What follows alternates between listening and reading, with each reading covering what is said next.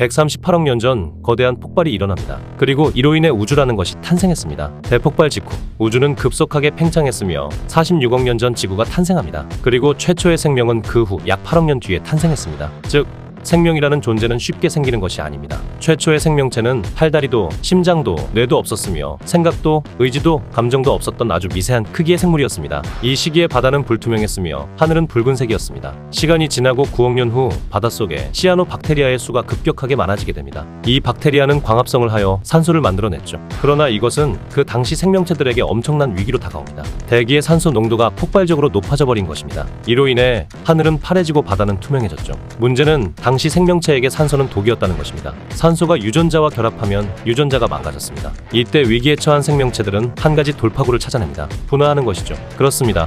바로 암컷과 수컷이 탄생하게 됩니다. 혼자 자기 자신을 스스로 복제하던 시기에는 자신의 유전자가 산소로 인해 망가지면 자신의 후손들은 대대손손 망가진 유전자를 물려받게 되었습니다. 그러나 암컷과 수컷이 번식을 하여 자손을 낳게 되면 한쪽의 유전자가 손상되었더라도 다른 한쪽의 유전자가 아직 온전하다면 그 후손은 단백질을 만들어낼 수 있었습니다. 또한 암컷과 수컷의 서로 다른 유전자가 결합하게 되면서 셀 수 없이 많은 오류들이 생기기 시작합니다. 즉 무수히 많은 돌연변이들이 탄생하게 됩니다. 그렇게 진화를 거듭하던 생명체들에게 어느 날 대혁명이 일어납니다. 눈이 생기기 시작한 것입니다. 그 전에 생명체들은 눈이 없었기 때문에 입을 벌린 상태로 바다 위를 둥둥 떠다니기만 했습니다. 누군가 운 좋게 내 입안에 들어오면 먹고 내가 누군가의 입안에 들어가면 재수없게 죽는 것을 반복할 뿐이었죠. 그런데 여기서 눈이 생기고 나니 내가 누굴 먹어야 하고 누굴 피해야 할지 깨닫기 시작합니다. 그래서 생명체들은 생존을 위해 헤엄을 잘 칠 수 있는 지느러미를 만들어내기도 하고 몸의 색을 변화시키기도 하며 진화를 거듭합니다. 그렇게 여러 가지 어류들이 등장하면서 바다 상태가 매우 험악해지자 바다에 살던 전갈과 다지류는 큰 결심을 합니다.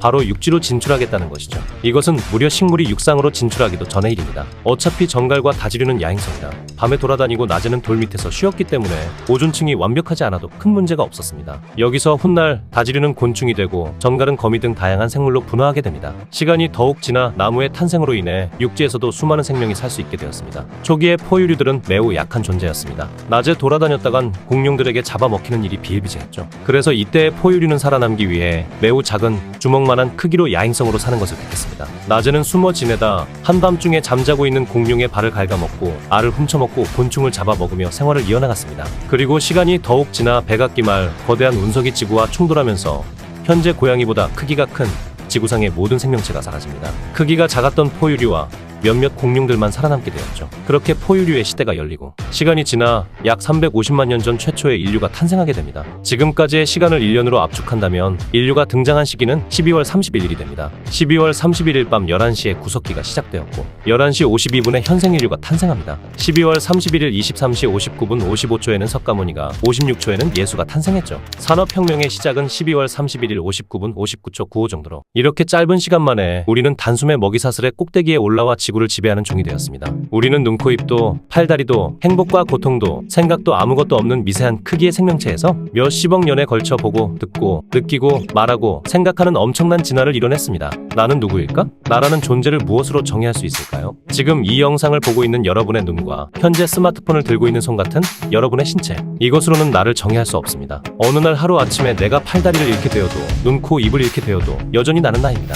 데카르트는 말했습니다. 나는 생각한다, 고로 존재한다. 사실 생각한다는 것으로도 나라는 존재를 정의할 수 없습니다. 생각은 뇌로 하는 것입니다. 어느 날 내가 갑자기 뇌사 상태에 빠져 생각을 할 수 없는 존재가 된다고 할지라도 여전히 나는 나고 이 세상에 존재합니다. 우리 몸의 세포는 시간이 지나며 수많은 부분이 교체됩니다. 즉 10년 전의 내 육체와 지금의 내 육체는 다른 존재입니다. 그래도 여전히 나는 나입니다. 이것은 나라는 존재를 나의 신체나 생각이라는 것으로 정의할 수 없다는 것을 뜻합니다. 모든 생명체가 눈, 코, 입도, 팔다리도, 행복도, 슬픔도, 고통도 없던 시절에도 나는 나였습니다. 그렇다면 나를 무엇으로 정의할까요? 우리 몸의 주인은 우리의 신체가 아니라 유전자입니다. 우리는 왜 이토록 수십억 년 동안 치열하게 살아남으려고 발버둥쳤을까요? 지금 이 영상을 보고 있는 당신도 마찬가지입니다. 여러분은 왜 이토록 열심히 살고 있나요? 그로 인해서 얻는 것은 무엇인가요? 많은 돈을 벌기 위해서, 행복해지기 위해서, 또는 좋은 집에서 좋은 차를 타며 비싼 음식을 먹기 위해서? 내가 죽으면 많은 권력과 돈도, 찰나의 행복도, 좋은 집도, 차도,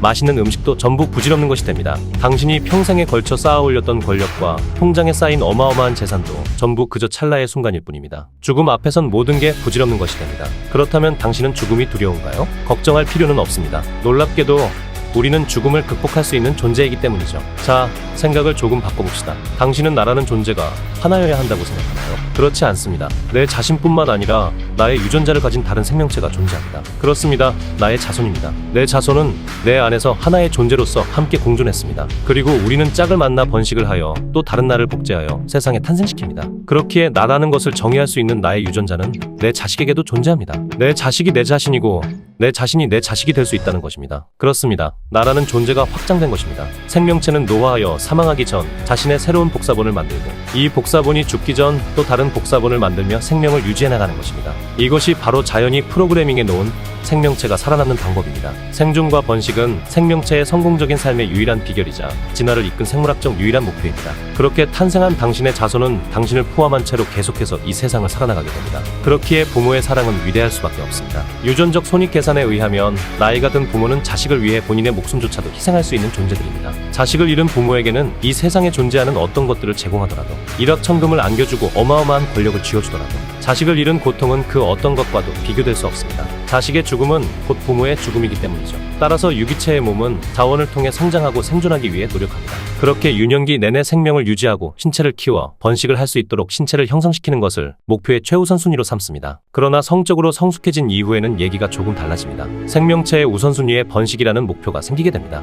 연어는 자신이 평생 동안 길러온 신체와 자원을 번식을 하기 위해 상류에 도달하는 데 사용합니다. 연어들은 산란 후 죽을 운명인데도 왜 이토록 치열하게 상류로 거슬러 올라갈까요? 심지어 거슬러 올라가는 동안 연어들은 아무것도 먹지 않습니다. 산란 중 배설물이 나오게 되면 수정률이 떨어지기 때문입니다. 강으로 되돌아가는 여정 또한 순탄치 않습니다. 지느러미가 찢기고 온몸에 상처들이 생깁니다. 하지만 연어들은 아랑곳하지 않고 상류로 향합니다. 그렇게 거친 폭포를 뛰어넘고 포식자를 피해 우여곡절 끝에 강에 도착한 연어들은 마지막 힘을 쥐어짜냅니다. 암컷은 꼬리로 땅을 파 산란장을 만들고 수컷은 주변을 경계하죠. 그렇게 산란 후 연어들은 모두 생을 마감하게 됩니다. 그리고 죽은 연어들은 자신들이 자연에서 얻었던 에너지와 영양분들을 내가 살아온 삶을 똑같이 이어나가줄 다음 세대를 위해 제공하게 됩니다. 이렇게 연어들의 역할은 끝이 났고 어린 시절 자신을 키워준 강과 숲에 또 다른 자기 자신 즉 후손들을 맡긴 채 숨을 거둡니다. 강과 숲은 또다시 어린 연어들을 키워주죠. 연어들이 죄다 멍청해서 이 험난한 여정을 떠나는 것일까요? 그들은 강에 가서 산란을 하면 곧 죽을 운명인데 왜 이토록 치열하게 헤엄치는 것일까요? 연어가 목숨을 걸고 있는 힘껏 거친 폭포를 거스르는 것은 죽으러 가는 것이 아닙니다. 오히려 살아남기 위해 헤엄치는 것입니다. 연어 몸의 주인은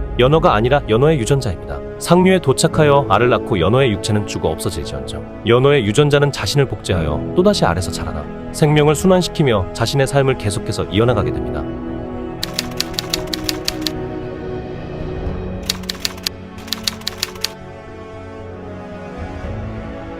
모든 생명은 살기 위해 살아남고 살아남기 위해 삽니다. 단지 그것뿐입니다. 살아남는다는 것은 모든 생명체가 할 수 있는 유일하면서 동시에 가장 위대한 행위입니다. 이것이 생명이라는 것의 본질입니다. 좋은 사람을 만나 행복한 가정을 꾸리면 됩니다. 그렇다면 당신은 죽더라도 그것은 별것도 아닙니다. 단지 당신이라는 신체가 작동을 멈추는 것 그냥 그뿐입니다. 당신의 육체가 땅에 묻히고 벌레들에게 먹혀 양분이 되고 지구상에서 사라진다 할지언정 그것은 당신이라는 존재 자체가 이 세상에서 영원히 사라지는 것이 아닙니다. 단지 육체라는 것이 없어졌기에 움직이지 못하고 생각을 하지 못할 뿐입니다. 그냥 그뿐입니다. 여전히 당신은 당신을 품은 새로운 육체에서 계속해서 이 땅 위에 살아나갈 것입니다. 좋은 짝을 만나 행복한 가정을 꾸려라. 그에 대한 보답으로 평생의 축복을 누려라. 그리고 영원히 살아남아라.